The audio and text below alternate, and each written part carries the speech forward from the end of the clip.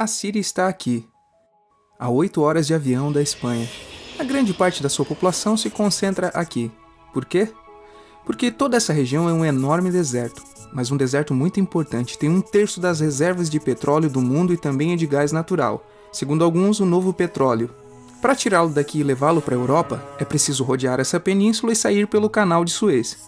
Como você pode imaginar, aqui te cobram. Mas existe um jeito mais simples, a linha reta. Quem controla esse fluxo pode abri-lo e fechá-lo como uma torneira. Se você não paga, não tem petróleo e nem gás. Essa região é o máximo. A civilização do planeta começa em 3 locais e este é um deles. Mesopotâmia, aqui. Suméria, que é menos familiar, mas é o início de tudo, aqui também. Lembra da Torre de Babel da Bíblia? Foi feita por essa civilização. Egito, aqui. Sempre foi um ponto de contato entre o Oriente e o Ocidente, dando à Ásia saída para o Mediterrâneo. Talvez por isso, aqui nascem as principais religiões monoteístas. O judaísmo, o cristianismo, o Islã é o último que chega e, de fato, acolhe os 2 anteriores. Adão, Noé, Moisés, Jesus Cristo são considerados profetas islâmicos. Bem, vamos ao ponto. Como a área é uma joia, todos querem controlá-la, e ela sempre esteve dentro de algum império. Persas, gregos, os romanos. O Império Romano termina partido em 2, e finalmente só sobrevive este. Agora é quando a última religião monoteísta, o Islã, construiu seu próprio império. Você se lembra das cruzadas? Pois são os europeus cristãos tentando recuperar essa área de que estamos falando. Os últimos a chegar são os turcos, mas veja bem, eles não vêm da Turquia, eles vêm da Ásia junto com Gengis Khan. Eles conquistam tudo e fundam o Império Otomano. O Império Otomano permanece aí até a Primeira Guerra Mundial, 600 anos. Quando acaba a Primeira Guerra Mundial, aparecem pequenos países onde estava o Império Otomano. E pela primeira vez, vemos a Síria no mapa. Até agora, tínhamos desenhado para não nos perder. E o que criou esses países? Veja bem, o que eu vou contar é algo secreto. Bom, foi em 1916. Este segredo máximo se chama Acordo de Sykes-Picot. Os franceses e os ingleses não podiam derrotar sozinhos o Império Otomano. Só poderiam se fossem apoiados pelas pessoas que viviam lá dentro, na sua maioria árabes. Como eles os conquistaram? Prometeram a Grande Arábia, um país só para eles. O único problema é que era uma farsa. Antes de prosseguir, vamos lembrar uma coisa.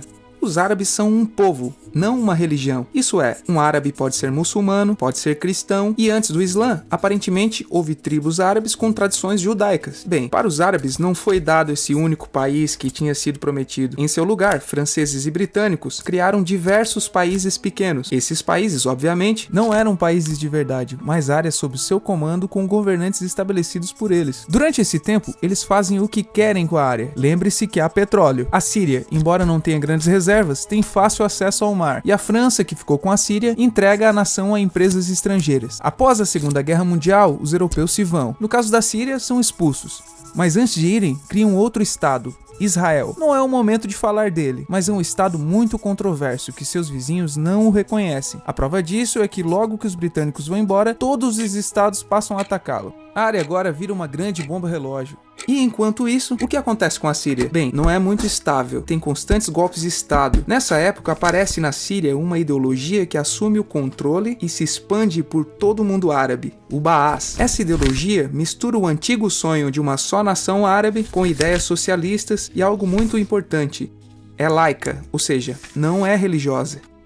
A Síria chega a se unir com o Egito, um país com o qual não tem fronteiras. Mas isso não é algo raro. Muitos desses países tentam fazer isso também. Como você deve lembrar, para essa gente foi prometido um só país e o desejo se manteve. Mas a união falha e nessa época o Egito lhes convence a nacionalizar o petróleo. Na Síria, Hafez al-Assad, pai de Bashar al-Assad, o atual presidente, se torna chefe de estado Baás. No Iraque, também Baás, começa a ganhar força Saddam Hussein. As diferenças entre os países dividem os partidos Baás de outros países em pró-Síria ou pró-Iraque. Começa a Guerra Fria, o mundo se divide em 2, ou você é dos Estados Unidos ou da União Soviética.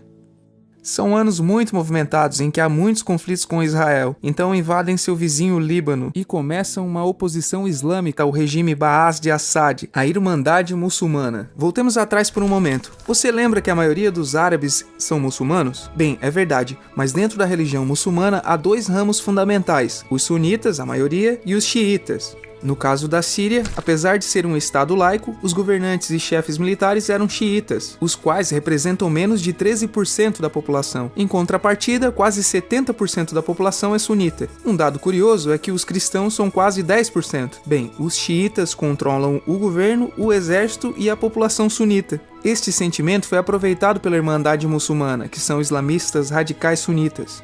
Esses pegam em armas na cidade de Ramá contra o governo, e Assad acaba com a revolta à custa de matar milhares de civis e prender muita gente. No ano 2000, Assad pai morre e lhe sucede Assad filho.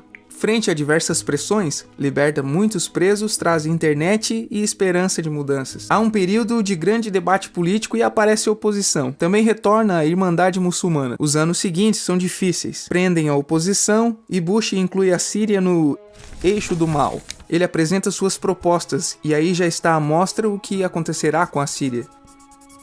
Os curdos, um povo que vive distribuído por vários países da zona, começa a protestar também. Há repressão e mortos. Em 2011 ocorre a Primavera Árabe. O que é isso? Foi um protesto que foi se espalhando por todos os países árabes pedindo mais democracia. Como você pode ver, o mundo árabe pode estar dividido em países, mas tem tendências generalizadas. Quando chega à Síria, Assad filho acaba usando o exército e nos enfrentamentos morrem umas 1000 pessoas. Os enfrentamentos vão se aumentando até que se converte em uma guerra civil. Não há momento exato do início. O importante é que hoje em dia há inúmeras facções no jogo. Vamos vê-las. Primeiro, pense que tudo está dividido entre xiitas, a minoria, e sunitas, a maioria. Xiitas são mais laicos, são o governo de Al-Assad. Controlam tudo isso, que caso se lembre, são as zonas xiitas do país. O governo de Assad está enfrentando todo o resto, também majoritariamente laico, mas sunita. É o Exército Livre da Síria, ou FSA em inglês. Junto com a Frente Islâmica, que é religiosa, e outros 60 grupos, formam uma coalizão, que a imprensa chama apenas de oposição moderada. Também islamitas e sunitas, mas radicais, são a Al-Nusra, como é chamada a Al-Qaeda na Síria.